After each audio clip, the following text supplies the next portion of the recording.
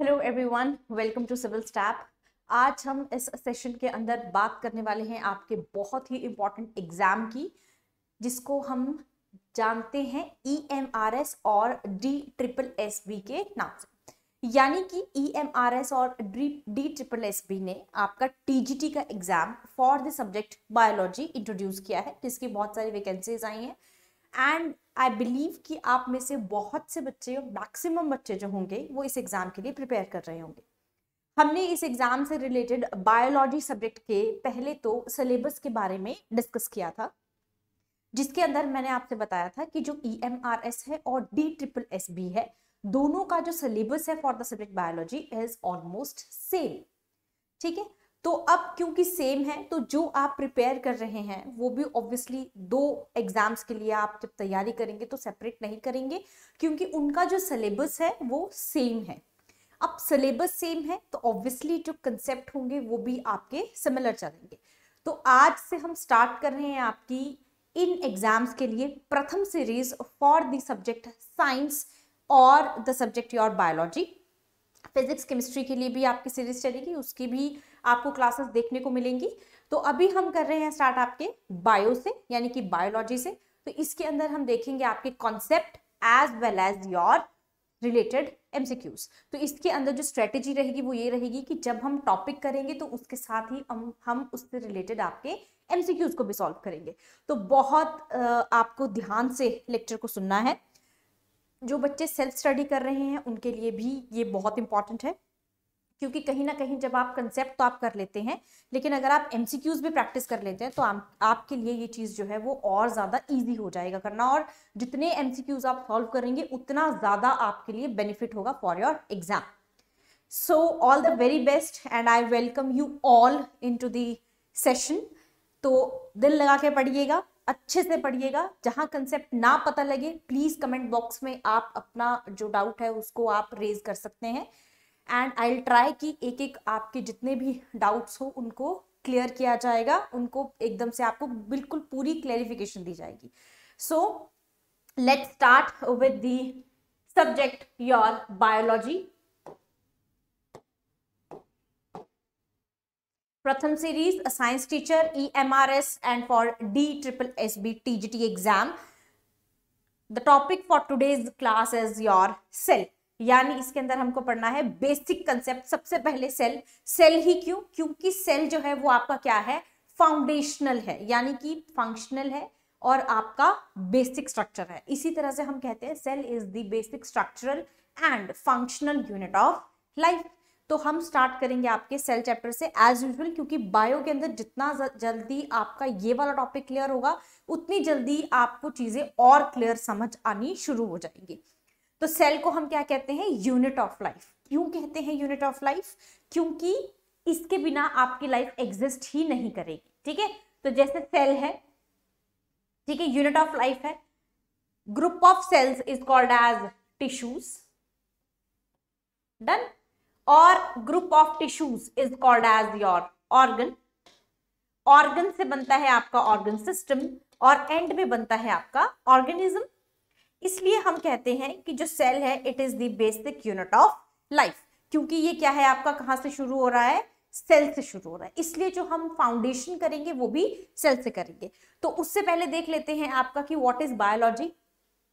अब क्योंकि ये पार्ट किसका है, आपका बायोलॉजी का है, तो बायोलॉजी क्या है, it is the study of your living organisms, जहां पर हम लिविंग और नॉन लिविंग दोनों के बारे में स्टडी करते हैं, क्योंकि उसके अंदर क्या है आपका डिफरेंस है।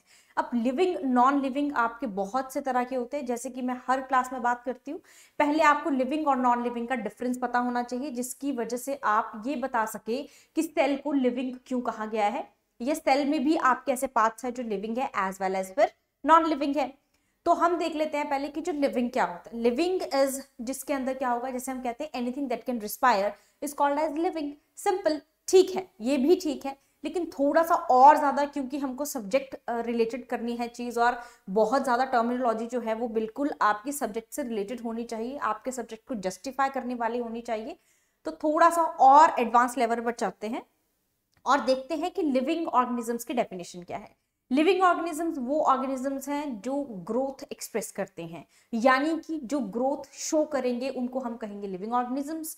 ठीक है, उसके बाद जिनके पास एबिलिटी होगी टू प्रोड्यूस यंग वंस, यानी कि रिप्रोडक्शन। एक बहुत ही इंपॉर्टेंट टास्क और एक्टिविटी जो परफॉर्म करते हैं आपके लिविंग ऑर्गेनिजम्स, जिनको हम कहते हैं होम्योस्टेसिस। होम्योस्टेसिस क्या होता है? Maintaining the internal body temperature. Internal body temperature को मेंटेन करने के लिए और उस प्रोसेस को हम कहते हैं होम्योस्टेसिस। और वो सिर्फ और सिर्फ कौन कर सकता है? लिविंग ऑर्गेनिजम्स, नॉन लिविंग नहीं कर सकते। अब ऐसी ही चीजें ऑर्गेनल्स जो होंगी वो आपकी कहां पर होंगी? सेल के अंदर होंगी, जो ग्रोथ शो करेगी, रिप्रोड्यूस करेंगी, मेटाबॉलिज्म करेगी, है ना। मेटाबॉलिज्म मतलब कि आपका फिजियोलॉजिकल प्रोसेसेस को भी करेंगी, तो वो बन गई आपकी लिविंग ऑर्गेनिजम्स। तो ये है आपके लिविंग ऑर्गेनिजम्स। और नॉन लिविंग, ये सब कुछ जो मैंने आपको बताया, जैसे कि ग्रोथ, रिप्रोडक्शन और आपका होम्योस्टेसिस, चाहे आपका मेटाबॉलिज्म, चाहे रिस्पॉन्स है स्टिमुलस के लिए, वो एक्सप्रेस नहीं करेंगे लिविंग नॉन लिविंग ऑर्गेनिजम्स, जबकि लिविंग जो है वो उसको एक्सप्रेस करेंगे। तो अब आ जाते हैं सेल पर। बेसिक यूनिट है, इसको हम कहते हैं structural and functional unit of life. तो अब देखेंगे कि इसको स्ट्रक्चरल प्लस फंक्शनल क्यों कहते हैं। स्ट्रक्चरल यूनिट भी है और फंक्शनल यूनिट भी है ना। यानी कि स्ट्रक्चर भी बना रही है ऑर्गेनिज्म का, स्ट्रक्चर बनाने के लिए भी सेल बहुत इंपॉर्टेंट है। और फंक्शनल है क्योंकि अगर ये फंक्शनल नहीं होगा तो आपका जो सेल है वो फंक्शन नहीं कर पाएगा, यानी आपका जो ऑर्गेनिज्म है वो भी फंक्शन नहीं कर पाएगा। इसलिए हम उसको कहते हैं कि जो सेल है it is the basic unit of life, that is structural as well as functional unit. तो सबसे पहले स्टार्ट करते हैं इसका डिस्कवरी से। तो क्योंकि ऑब्वियसली हमें सेल पता होना चाहिए कि ये आया कहां से है। अब सेल पढ़ तो रहे हैं, पर कहां से आया है, क्यों आया है। सेल क्या है कि जो देखो, इन्वेंशंस और डिस्कवरीज में भी बहुत फर्क होता है। ठीक है, तो मुझे कमेंट बॉक्स में बताना कि इन्वेंशन और डिस्कवरी में क्या डिफरेंस होता है। ठीक है, तो डिस्कवरी क्यों लिखा है यहाँ पर history of the cell, why not invention of the cell. या आपका जो जैसे आपका वो है टेलीफोन है, उसको डिस्कवरी कहते हैं, उसको इन्वेंशन कहते हैं, डिस्कवरी नहीं।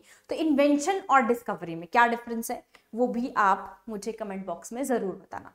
ठीक है, उसके बाद तो अब देख लेते हैं कि आपकी discovery of and history of the cell. Cell में क्या क्या है कि रॉबर्ट हुक जो है वो आपका स्टडी कर रहे थे माइक्रोस्कोप के अंदर, किसको? आपके हनीकॉम्ब लाइक, मतलब वो किसी पे काम कर रहे थे, कॉर्क सेल पे काम कर रहे थे, और उन्हें ऑब्जर्व हुआ वहां पर क्या? हनीकॉम्ब लाइक कंपार्टमेंट्स और वॉल्स, उस कॉर्क सेल के अंदर उनको दिखी वो चीज। और जब उन्होंने वो स्टडी किया तो उन्होंने उन कंपार्टमेंट्स को नाम दिया सेल का। तो कॉइंड द टर्म पे अगर क्वेश्चन आता है तो who coined the term cell is your Robert Hooke, यानी रॉबर्ट हुक ने वो आपका टर्म दी है। डन। उसके बाद इसके बारे में जिक्र उन्होंने कहां पर किया? अपनी बुक में, जिसका नाम है माइक्रोग्राफिया। माइक्रोग्राफिया एक बुक है जिसके अंदर उन्होंने कहा कि सेल जो है एक कंपार्टमेंट्स टाइप, एक आपके वहां पर बने होते हैं टिश्यू, वो आपके कंपार्टमेंट्स प्रेजेंट होते हैं स्ट्रक्चर के अंदर, जिनको हमने नाम दे दिया सेल्स का। तो इस तरह से रॉबर्ट हुक ने डिसाइड किया कि वो क्या है? Compartments, they are the cell. और कॉर्क सेल्स जो होते हैं, सेक्शंस ऑफ कॉर्क, तो उन्होंने जो काम किया है, कॉर्क क्या है? आपके डेड सेल्स है, यानी जो रॉबर्ट हुक का काम है वो किस पर है? डेड सेल पर है। तो ये ड्रॉ किया हुक ने, और ये कॉर्क टिश्यूज ऐसे दिखते हैं, और ये उन्होंने ड्रॉ किया जो उनको माइक्रोस्कोप के अंदर दिखा। तो कंपार्टमेंट लाइक स्ट्रक्चर्स उनको दिखे हैं, जिनको उन्होंने नाम दे दिया सेल का। उसके बाद दूसरे साइंटिस्ट आते हैं जिनका नाम है एंटन वॉन लीवेनहॉक। ये फर्स्ट साइंटिस्ट है जिन्होंने सेल्स को क्या बताया? लिविंग बताया है। अब शायद आपको ये चीज समझ आएगी कि why he said it living. सबसे पहली बात तो यही है कि जो कॉर्क सेल्स थे वो डेड सेल है, उन पे काम हुआ है। दूसरा रीजन ये भी है कि ये जो सेल्स होंगे ये क्या शो करेंगे? ग्रोथ, मेटाबॉलिज्म, होम्योस्टेसिस, या फिर आपकी रिस्पॉन्स टू स्टिमुलाई। तो जब ये सारी चीजें एक्सप्रेस करेंगे तो उसको हमने क्या कह दिया है कि दे आर लिविंग। तो इन्होंने कहा bacteria, tartar of teeth, erythrocytes यानी कि आरबीसी, स्पर्म्स जिनको एनिमल्क्यूल्स भी कहते हैं, और प्रोटोजोआस यानी वॉटिसेला, ये एग्जांपल्स हैं आपके। और एंटन वॉन लीवेनहॉक को एनिमल्क्यूलिस्ट भी कहा जाता है। And these are the some pictures जो आपने माइक्रोस्कोपिक ऑब्जर्वेशंस जो है लीवेनहॉक ने अपने माइक्रोस्कोप के अंदर की थी। तो ये आपकी ये कुछ माइक्रोस्कोपिक ऑब्जर्वेशंस है, जैसे WBC, RBC, एरिथ्रोसाइट्स हो गए, yeast cell, sperm cell and bacterial cells. तो ये आपके ऑब्जर्व किए गए हैं एंटन वॉन ल्यूवेनहॉक ने। तो आपका दो डिफरेंस हो गए। रॉबर्ट हुक की बात होती है डेड सेल, कॉक्स सेल्स, पर ऑब्वियसली अगर पॉइंट टर्म आता है या सेल के बारे में बात आती है तो हमेशा हम आंसर करते हैं रॉबर्ट हुक के लिए ही, और वही आपका करेक्ट है, क्योंकि जो भी है चाहे डेड है चाहे लिविंग है, बट आपकी बात जो है सेल की सबसे पहले वो की रॉबर्ट हुक ने ही थी। उसके बाद ल्यूवेनहॉक जो है वो लिविंग सेल्स की बात करते हैं। अदर साइंटिस्ट में आपके रॉबर्ट ब्राउन आते हैं जो बताते हैं प्रेजेंस ऑफ न्यूक्लियस कहां पर, रूट सेल्स ऑफ ऑर्किड, यानी ऑर्किड क्या है, एक प्लांट सेल है। तो देखो क्वेश्चंस आपको कैसा भी आ सकता है, आपको क्वेश्चन का जो तरीका होता है एग्जामिनर का क्वेश्चन डालने का वो कभी भी एक जैसा नहीं होता है। अब क्योंकि सेल में क्या ही आप क्वेश्चंस डाल लोगे, अब अगर आपने सारा वो कर लिया है तो आप क्या ही एक्सपेक्ट करते हो किस तरह का क्वेश्चन आ सकता है। तो अगर मुझे रॉबर्ट ब्राउन पे क्वेश्चन करना हो तो मैं ऐसे नहीं बोलूंगी हु इन्वेंटेड न्यूक्लियस, ये तो मैं नहीं पूछूंगी क्योंकि फेमिलियर है, बहुत बार ये पूछ चुके हैं। फिर भी अगर मुझे इसी सेक्शन से क्वेश्चन बनाना हो तो मैं ऐसे बना सकती हूँ कि न्यूक्लियस जो था वो सबसे पहले किस में पढ़ा गया था, एनिमल सेल्स में, प्लांट सेल में, फंगस में या बैक्टीरिया में। तो सबसे पहले जो आया है वो आपका न्यूक्लियस वो कहां से आया है, प्लांट सेल से आया है, root cells of the orchid से। उसके बाद एनग्रीव की बात करते हैं, दे प्रपोज्ड दी और ही प्रपोज्ड सेल कंसेप्ट, जिसमें वो बताता है कि cell is the unit of structure of organism, यानी वो किसकी बात कर रहा है कि वो ऑर्गेनिज्म की स्ट्रक्चर जो बनता है वो किससे बनता है, सेल से बनता है, और ये भी कहां पड़ा है, प्लांट टिश्यूज के अंदर।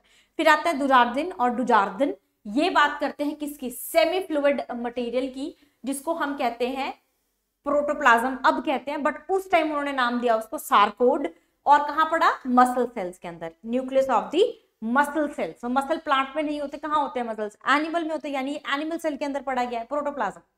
फिर पुरकिंजे आते हैं, वो कहते हैं कि जेली लाइक मटेरियल होता है जो कि लिविंग होता है और हम उसको नाम दे देते हैं प्रोटोप्लाज्म। तो सार्कोड को ही नाम दे दिया गया protoplasm but given by the पुरकिंजे। आपको एक या दो क्वेश्चन जो होते हैं वो हमेशा और हमेशा साइंटिस्ट पे आते ही आते हैं, क्योंकि साइंटिस्ट जो है वो एक इंपॉर्टेंट रोल प्ले करते हैं आपकी बायोलॉजी का पोर्शन बनाने में। ऑब्वियसली अगर वो डिस्कवरी नहीं करते तो फिर आज हम ये चीजें नहीं पढ़ रहे होते, या हम इन चीजों के बारे में नॉलेज नहीं होती। तो एक या दो क्वेश्चन साइंटिस्ट से बनना इज क्वाइट ऑब्वियस।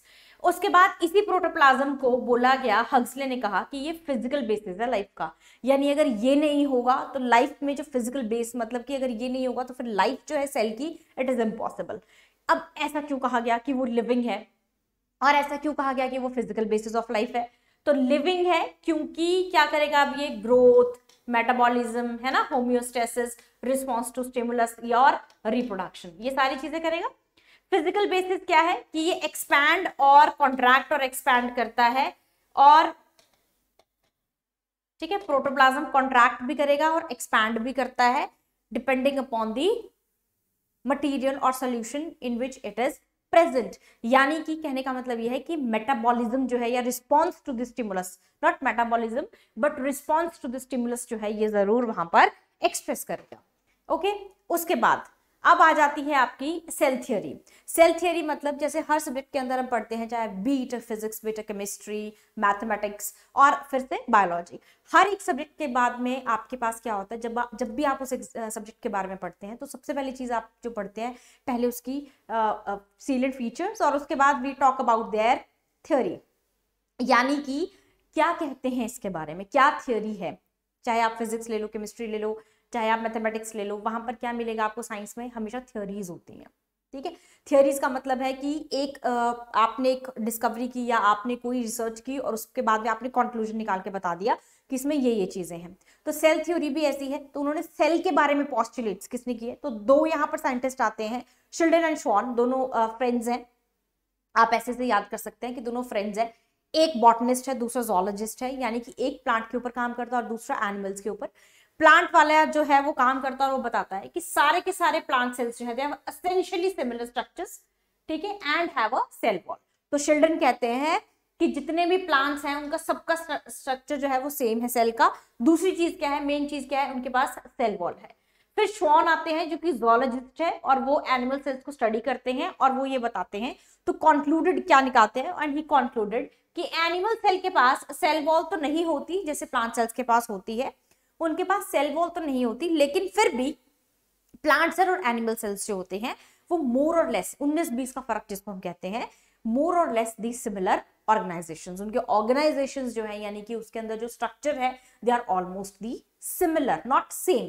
सेम मतलब डिट्टो कॉपी होता है, सिमिलर का मतलब कुछ कुछ चीजें उनसे एक दूसरे से मिलती है, ठीक है, कि वो वहां प्रेजेंट है या वो एब्सेंट है, वो सारी चीजें वहां पर वो चीज मिलेगी, ठीक है। इसके बाद ही प्रपोज्ड दी सेल हाइपोथेसिस। अब हाइपोथेसिस आएगी आपकी, तो वो क्या कहते हैं कि प्लांट और एनिमल सेल्स जो है वो किससे बने होते हैं, सेल से बने। तो इस तरीके से हमें स्ट्रक्चर्स पता चलते हैं कि अभी हम तो कह देते हैं कि प्लांट भी सेल से बना है, एनिमल्स भी सेल से बने, बट उसके पीछे की एक हिस्ट्री ऑफ ओरिजिन है जो हम यहाँ पर पढ़ रहे हैं, जो कि बहुत ज्यादा इंपॉर्टेंट भी है, ठीक है। तो सेल थ्योरी के बाद आता है आपका पोस्टुलेट्स। अब दोनों मिलकर एक पोस्टुलेट्स बनाएंगे, आपको बताएंगे, दोनों जो है अपने मिलकर स्टडी को कंबाइंड करते हैं और फिर वो बताएंगे आपके पोस्टुलेट्स ऑफ सेल थ्योरी। तो सबसे पहले बात करते हैं कि जितने भी लिविंग सेल्स हैं वो बने होते हैं सेल से, बिल्कुल सही है, हाँ जी बिल्कुल सही है।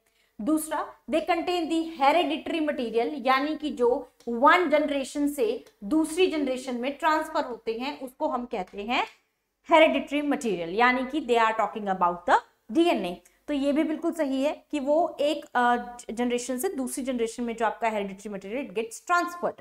उसके बाद नए सेल्स बनते हैं डिनोवो। नया सेल कैसे बनेगा, एक तो काम कर रहा है, फंक्शन कर रहा है, दूसरा कैसे बनेगा, तो वो कहते हैं डिनोवो से बनेगा। डिनोवो का मतलब क्या हुआ, अगेन और रिपीट, यानी कि अगेन नया सेल बनेगा, अगेन अ न्यू सेल बनेगा। तो इस बात पर हो गया क्रिटिसिज्म। और यहां पर आते हैं आपके एक और साइंटिस्ट जिनका नाम है रुडोल्फ वर्चो। और रुडोल्फ वर्चो कहते हैं कि जी नहीं, दिस पोस्टुलेट इज रॉन्ग, और ऐसा नहीं होता है कि एक सेल बना फिर वो डेड हो गया फिर नया बनेगा, तो नया कैसे बनेगा। तो यहां पर वो पोस्टुलेट देते हैं, इस पोस्टुलेट के अगेंस्ट क्रिटिसिज्म होता है, and he said every cell originates from the pre existing one, यानी जो ये वाला सेल है ये आपका बर्थ देगा या इससे एक और सेल निकलेगा, नया वाला सेल निकलेगा। तो एक से बनते हैं आपके अदर सेल्स, जो हम आज भी मानते हैं, आज भी पढ़ते हैं, और टॉपिक है हमारा सेल डिवीजन, जो इसके बाद हम सेल डिवीजन ही करेंगे। ओके, सो ये है आपका every cell originates from the pre existing one. तो उन्होंने यहां पर लिखा था ओमनिस सेल्यूला ए सेल्यूला, ठीक है। तो ये इनका क्या है, स्टेटमेंट है फॉर दिस स्टेटमेंट। उसके बाद he talks about the physiological units organisms के सेल, बिल्कुल सही है, फिजियोलॉजिकल है, कोई भी फंक्शन करना हो तो वहां पर सेल अगर फंक्शनल नहीं है तो फिर वो आगे फर्दर काम नहीं हो पाएगा। Each cell is capable of maintaining its vitality independently. हर एक सेल जो है अपनी वाइटलिटी को इंडिपेंडेंटली, अपनी उससे किसी पे डिपेंडेंट नहीं है अपनी वाइटलिटी को मेंटेन करने के लिए, तो वो भी वहां पर अपने आप मेंटेन करता है। कमेंट बॉक्स में मुझे बताना कि what do you mean by Vitality, आपको इससे क्या समझ आया है, वाइटलिटी क्या है। ओके, उसके बाद last postulate is your cell is a small mass of protoplasm contains nucleus. वो कहते हैं कि सेल के अंदर एक प्रोटोप्लाज्म है, लिक्विड फ्लूइड, जिसकी हमने भी बात की थी, हक्सले ने बात की है, ठीक है, तो वो पुरकिंजे ने बात किया है। तो वो कहते हैं कि प्रोटोप्लाज्म है, it contains the nucleus, nucleus के अंदर होगा आपका हेरिडिटरी मटेरियल। तो ये पोस्टुलेट्स हैं आपके सेल थ्योरी के, तो वो कहते हैं कि बिल्कुल सही है, और ये सारे सही है postulates except the third one, जहां पर वो बोल रहा है कि न्यू सेल्स जो होते हैं वो बनते हैं डिनोवो, यानी अगेन बनते हैं, ऐसा नहीं है, it originates from the pre existing one. अब देख लेते हैं आपकी एक्सेप्शंस। तो एक्सेप्शंस अगर हम देखते हैं तो एक्सेप्शंस में क्या आता है कि कैसे वो आपका इसमें एक्सेप्शंस हैं। तो सेल थ्योरी जो है वो हर चीज पे अप्लाई होती है सिवाय आपके वायरसेस पे, यानी कि वायरस जो है वो आपका क्या कहते हैं, ए सेलुलर कहते हैं हम उसको, है ना, यानी कि it is living as well as non living in nature, ठीक है। तो जो आपका वायरस है वो क्या है, acellular, it is not made up of cells but it is made up of proteins और एक one of the nucleic acid. One of nucleic का मतलब है या तो आरएनए होगा या डीएनए होगा। यहां पर जो नोट करने वाली बात है वो ये है कि डीएनए और आरएनए दोनों नहीं होते, एक ही होगा, या तो आरएनए होगा या फिर डीएनए होगा। It also lacks the protoplasm, essential part of the cell है आपका, ये प्रोटोप्लाज्म को भी क्या करता है, लैक करता है। वायरसेस में प्रोटोप्लाज्म नहीं होता, ठीक है। उसके बाद यहाँ पर I think it is not visible but it's written over here like bacteria and blue green algae, ठीक है, ठीक है जी, blue green algae, bacteria and blue green algae यहाँ पर भी एक्सेप्शन क्या है, यहाँ पर वो प्रूव नहीं कर पाए इस चीज को। अगर आपको क्वेश्चन आएगा कि cell theory is not applicable on, तो उसका आंसर वायरसेस होगा, बैक्टीरिया नहीं। बैक्टीरिया पे भी चलती है सेल थ्योरी, लेकिन वो पूरी तरह से नहीं। कहाँ पे उनकी प्रॉब्लम आई है कि वो प्रोकैरियोट्स है, ठीक है जी, यानी यहाँ पर न्यूक्लियस नहीं होता, आप कह रहे हैं वहां पर न्यूक्लियस होता, तो फिर कैसे? हालांकि फर्दर स्टडीज हुई है इस पे, और ये है कि बैक्टीरिया के अंदर जो न्यूक्लियस नहीं होता लेकिन न्यूक्लियोइड प्रेजेंट होता है। तो bacteria is not the answer कि जहां पर cell theory is not applicable. Cell theory is not applicable का आंसर आपका हमेशा वायरसेस ही होगा, क्योंकि इनके पास वेल ऑर्गेनाइज्ड न्यूक्लियस नहीं होता है। तो आपने कहा है कि आपने पोस्टुलेट्स के अंदर कहा है कि दे हैव दी न्यूक्लियस, तो इसलिए वहां पर वो कहते हैं कि अगर न्यूक्लियस है तो प्रोकैरियोट्स में तो होता ही नहीं है, यानी बैक्टीरिया में तो होता ही नहीं है। फिर आप उस चीज को कैसे जस्टिफाई करेंगे? Okay, so this is the exception of the cell. इसके बाद बहुत इंपॉर्टेंट सेक्शन शुरू हो जाता है आपका कि जो सेल है उसके अंदर हमने कहा कि ये तो हो गया स्ट्रक्चर की बात है ना, कि वो स्ट्रक्चरल है इसलिए वो स्ट्रक्चर बनाता है। हमने कहा structural and functional unit of life. अब सेल के अंदर इसको फंक्शनल क्यों कहते हैं? सेल के अंदर 3 रीजन जो होते हैं वो आपके फंक्शनल होते हैं। Number 1 is your plasma membrane, number 2 is your cytoplasm and number 3 is your nucleus. ये तीनों हम देखेंगे, पहले इनकी फंक्शनिंग देखेंगे, उसके बाद will move towards the prokaryotic and eukaryotic cell, types of cell. Okay, तो सेल जो होता है वो आपका यूनिसेलुलर भी हो सकता है ना, और जो आपके ऑर्गेनिजम्स होते हैं दे कुड बी यूनिसेलुलर, यानी कि वो आपका एक सेल से भी बने हो सकते हैं ऑर्गेनिजम्स, और मल्टी सेलुलर का मतलब है they are made up of number of organisms, और मोर देन 1 सेल से भी बने हो सकते हैं। ठीक है, तो अब देख लेते हैं फंक्शनल यूनिट, यानी कि प्लाज्मा मेम्ब्रेन की बात हो रही है। Functions region of a cell, ये आपकी प्लाज्मा मेम्ब्रेन है। If you can see this is a fluid mosaic model जो ऐसे फंक्शन करता है। ये आपकी बाहर जो है वो प्लाज्मा मेम्ब्रेन है। Plasma membrane is made up, this is your plasma membrane, it is made up of your lipids and proteins. ठीक है, लिपिड्स और प्रोटीन्स यहाँ पर प्रेजेंट है। प्लाज्मा मेम्ब्रेन जो है वो आउटर मोस्ट लेयर है, थिन है, ट्रांसपेरेंट है, माइक्रोस्कोपिक, इलास्टिक है। सबसे इंपॉर्टेंट चीज आपको याद रखनी है, जो प्लाज्मा मेम्ब्रेन है it is regenerative in nature. का मतलब क्या हुआ? जहां पर मैं फोकस करने के लिए कह रही हूँ, प्लीज मेक श्योर कि आप वहां पर फोकस कर रहे हैं, so that you can solve each and every MCQ related to this topic. तो अगर आपको ऐसे स्टेटमेंट आ जाती है तो आप वहां पर भी कर सकते हैं, डायरेक्ट क्वेश्चन आता तो भी आप कर सकते हैं। प्लाज्मा मेम्ब्रेन जो है this is regenerative in nature. का मतलब क्या है कि ये अपने आप को दोबारा से प्रोड्यूस कर सकते हैं। अगर यहाँ पर कोई भी डैमेज होता है तो it could be repaired as well. पहला चीज जो आपको याद रखनी, this is your outer most layer है। दूसरी चीज it is regenerative, and third one is your it is semi permeable in nature. Semi permeable membrane का मतलब क्या होता है कि इट इज सिलेक्टिवली परमिएबल, किसी एलिमेंट को ये अपने अंदर जाने देगी, स्पेशली दी योर न्यूट्रिएंट्स। कुछ न्यूट्रिएंट्स इसके अंदर जाएंगे, कुछ न्यूट्रिएंट्स जो है इसके अंदर नहीं जाएंगे, that is your it is selectively permeable membrane. तो ये करती क्या है selectively permeable membrane? Exchange of materials between the cytoplasm and the extracellular fluid. यहां पर एक नोट दिया गया है कि प्लांट सेल्स के अंदर प्लाज्मा मेम्ब्रेन से भी बाहर एक और लेयर होती है जिसको हम कहते हैं रिजिड प्रोटेक्टिव सेल वॉल। ठीक है, यानी प्लांट सेल्स में, तो ये किसकी बात हो रही है? प्लाज्मा मेम्ब्रेन एनिमल्स के सेल के अंदर। ठीक है, तो देखो 3 तरह के सेल्स हैं, वो मैं आपको यहाँ पर क्लैरिफाई कर देती हूँ, जस्ट वेट। अब आपके जो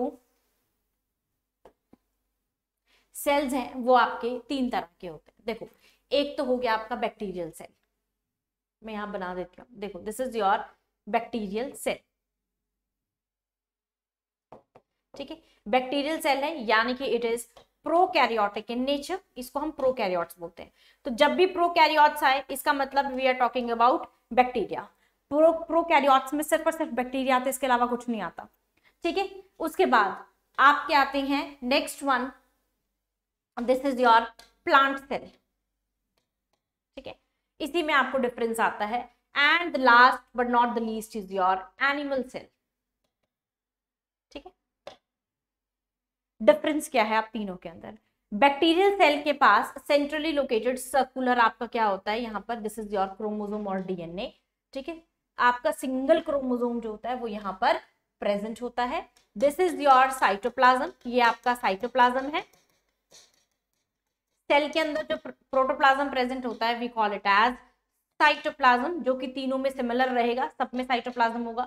ठीक है, यहां भी आपका क्या होगा? साइटोप्लाज्म होगा, और यहां भी आपका साइटोप्लाज्म होगा, हर जगह होगा साइटोप्लाज्म। यहां पर क्रोमोसोम जो है वो कैसा है? नेकेड है, और यहां पर कोई भी न्यूक्लियस प्रेजेंट नहीं है, वेल ऑर्गेनाइज्ड न्यूक्लियस नहीं है, लेकिन साइटोप्लाज्म जरूर है, वो है क्रोमोसोम जरूर है। राइबोसोम्स होंगे यहाँ पर, ठीक है जी, these are your ribosomes for the protein synthesis. Protein synthesis तो दोनों में, तीनों में होगी, ठीक है, राइबोसोम्स। प्लांट सेल और एनिमल सेल्स को हम कहते हैं यूकैरियोटिक सेल, यहां पर आप ये भी मेंशन कर सकते हो, ठीक। उसके बाद ये हो गए आपके जो आपकी किसके अंदर है, मेन जो आपके बैक्टीरिया के अंदर आप पढ़ते हो, ठीक है। माइटोकॉन्ड्रिया और आपके एंडोप्लाज्मिक रेटिकुलम, ये वाली ऑर्गेनेल्स जो होती है, ऑर्गेनेल्स जो होती है वो आपकी प्रोकैरियोट के अंदर प्रेजेंट नहीं होती। तो ये हो गया आपका प्लांट सेल, डन। उसके बाद ये सॉरी बैक्टीरियल सेल। अब आते हैं प्लांट सेल के ऊपर। प्लांट सेल जो है यहाँ पर this is your nucleus and this is your vacuole, centrally located. Plant के अंदर क्या होता है, वैक्यूल होता है, और यहाँ पर साइड में क्या होता है, न्यूक्लियस होता है, ठीक है जी। और जबकि एनिमल सेल के अंदर सेंट्रली लोकेटेड न्यूक्लियस होता है और साइड में आपको क्या प्रेजेंट होता है, वैक्यूल प्रेजेंट होता है, साइज भी छोटा होता है। प्लांट्स के अंदर वैक्यूल का साइज जो होता है वो ज्यादा बड़ा होता है, क्योंकि एक्वायर्ड इसीलिए जो न्यूक्लियस है वो पेरिफेरी में लोकेटेड है, क्योंकि वैक्यूल का साइज बड़ा है। वेयर एज एनिमल के अंदर वैक्यूल का साइज छोटा है, इसीलिए न्यूक्लियस जो है वो सेंट्रली लोकेटेड है। Other organelles just like ribosomes वो वहां प्रेजेंट होंगे, यहां भी प्रेजेंट होंगे आपके राइबोसोम्स। और यहाँ पर आपका प्रेजेंट होगा माइटोकॉन्ड्रिया, यहाँ भी प्रेजेंट होगा आपका माइटोकॉन्ड्रिया, माइटोकॉन्ड्रिया भी प्रेजेंट होगा। फिर आपका प्रेजेंट होगा यहाँ पर एंडोप्लाज्मिक रेटिक्यूलम, ठीक है, उसके साथ अटैच्ड होती है आपकी गोल्गी बॉडीज, तो वो भी प्रेजेंट होगी, यहाँ पर भी आपकी सेम प्रेजेंट होंगी। तो जो ऑर्गेनल्स हैं वो प्लांट और एनिमल सेल्स में ऑलमोस्ट सिमिलर है, साइज का फर्क है, इसीलिए शिल्डन शॉर्न ने कहा था कि प्लांट और animal sales are more or less similar structures. ये वो रीजन है, क्योंकि यहाँ पर स्ट्रक्चर का जो साइज है, ऑर्गेनल्स का जो साइज है वो छोटा बड़ा हो सकता है, लेकिन ऑर्गेनल सारी प्रेजेंट है।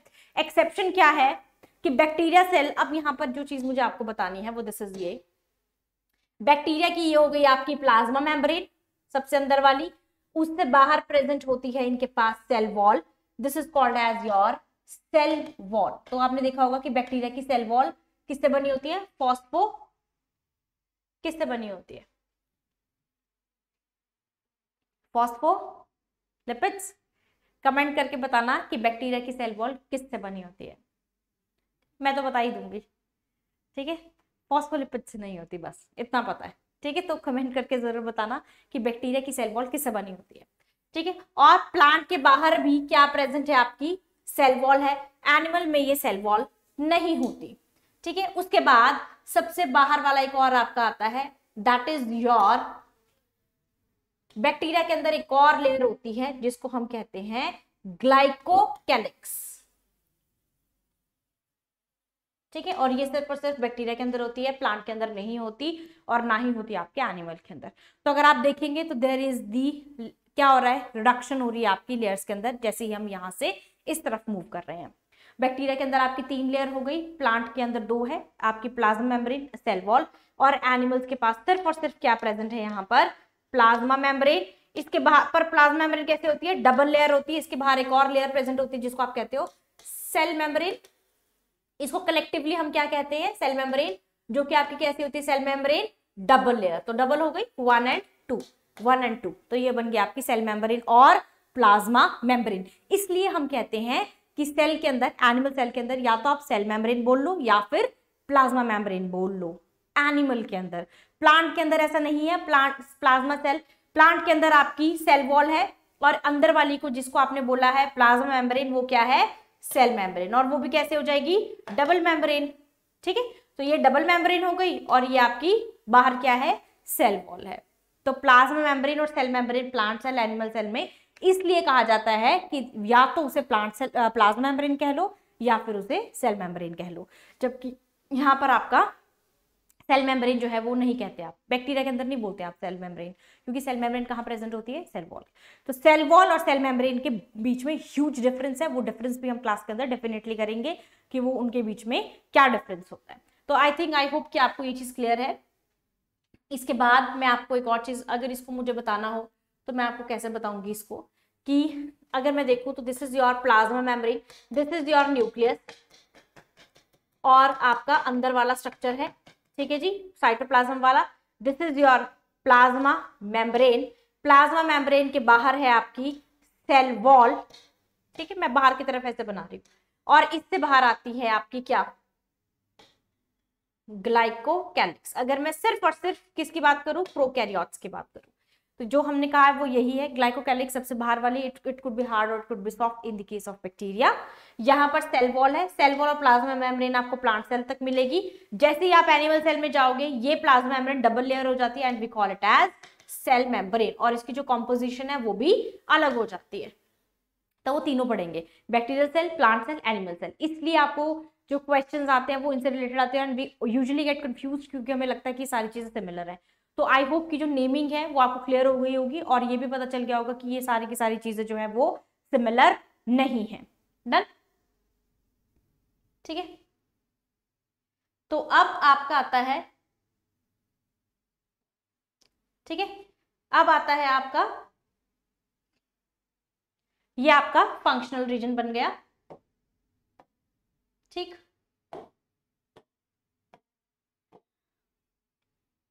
अब आता है आपका साइटोप्लाज्म। साइटोप्लाज्म हमने बात कर ली, अभी मैंने आपसे बता दिया कि साइटोप्लाज्म क्या है। इसके अंदर बहुत सारे जो आपके न्यूट्रिएंट्स होते हैं वो इसके अंदर प्रेजेंट होंगे, न्यूट्रिएंट्स आपके, ठीक है। तो ये एमॉर्फस है, होमोजीनस है और कोलॉइडल सॉल्यूशन है। दिस इज वेरी इंपॉर्टेंट, क्योंकि आपको आ जाता है कि जो साइटोप्लाज्म है वो कैसा है, ग्रैन्युलेटेड है या क्रिस्टल कोलॉइड है। तो आंसर होगा क्रिस्टल कोलॉइडल है, ठीक है। It is present between the plasma membrane and nucleus.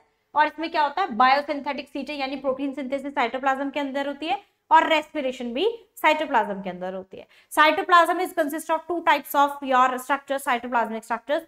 पहले को हम कहते हैं सेल ऑर्गेनल्स और एक होती है सेल इंक्लूजन्स। दोनों में क्या डिफरेंस है? सेल ऑर्गेनल्स आपकी लिविंग स्ट्रक्चर्स हैं, जो कि क्या करेंगे आप, अब देखो लिविंग है तो मुझे I think and I consider कि अब आपको बताने की जरूरत नहीं है कि लिविंग और नॉन लिविंग में क्या डिफरेंस है। Why these organelles are called as living structures and they are called as non living structure, जैसे कि आपका वैक्यूम।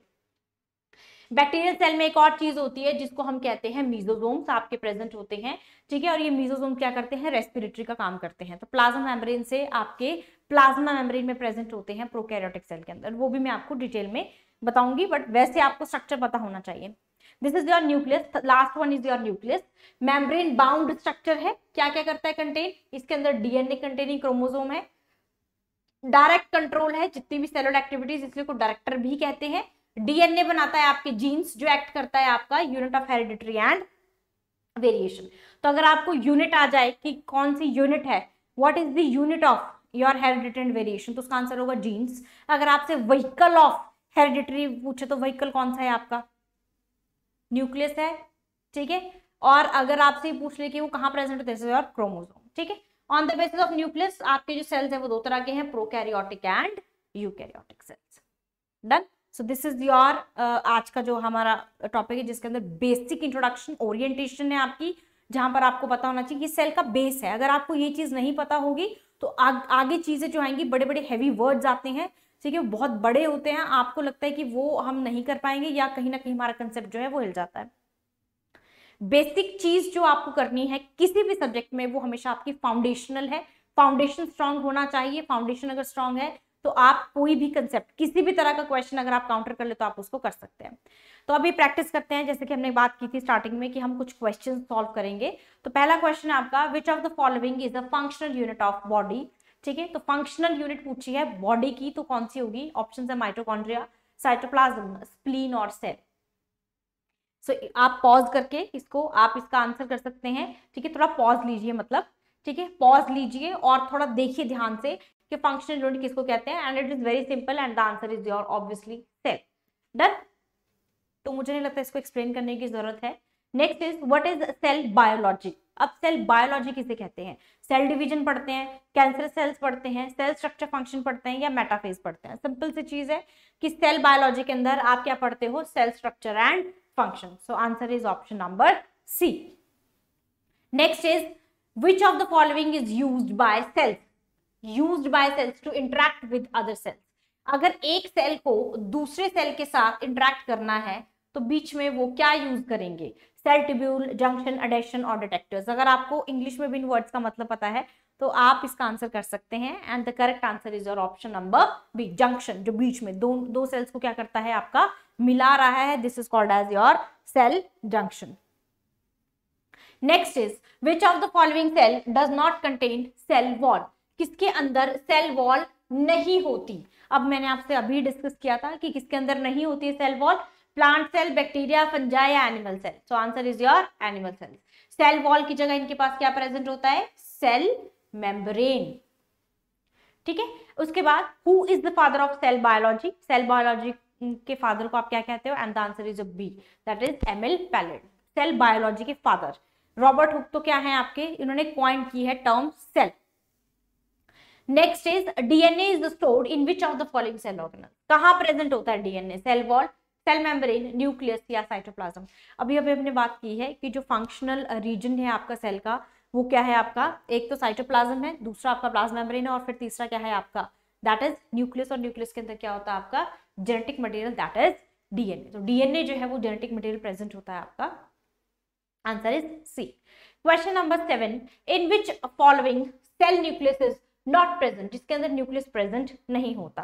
तो किसके अंदर नहीं होता, ऑब्वियसली अभी हमने बात की थी, किसके अंदर नहीं होता, प्रोकैरियोटिक सेल के अंदर नहीं होता। Instead of nucleus prokaryotic cell contains the nucleoid, hollow structure है, ठीक है, वेल ऑर्गेनाइज्ड न्यूक्लियस नहीं होता, लेकिन क्या प्रेजेंट होता है, न्यूक्लियोइड प्रेजेंट होता है, which contains the chromosome, single chromosome, naked, and this chromosome is circular. Which of the following organisms does not have a cell? Cell ही नहीं होता है किसी के पास। तो मैंने अभी कहा था कि सेलुलर थ्योरी जो है it is not applicable on viruses, तो answer is virus. Next is who propose the cell theory, obviously यहाँ पर आपको दोनों देखने हैं कौन से हैं, Schleiden and Schwann. So the answer is your C, that is Schleiden Schwann. और साथ में वर्ड क्यों दिया गया है, क्योंकि इन्होंने एक और पोस्टुलेट दिया था जिसको बोलते हैं ओमनी सेलुला ए सेल। तो आंसर आपका ये बन जाएगा। Next is RNA is present in which of the following cell organelles, RNA कहां प्रेजेंट होता है यहाँ पर, सेल वॉल में, राइबोसोम में, न्यूक्लियस में या साइटोप्लाज्म में। तो जहां डीएनए होता है वहीं आरएनए भी होता है, दैट इज योर न्यूक्लियस।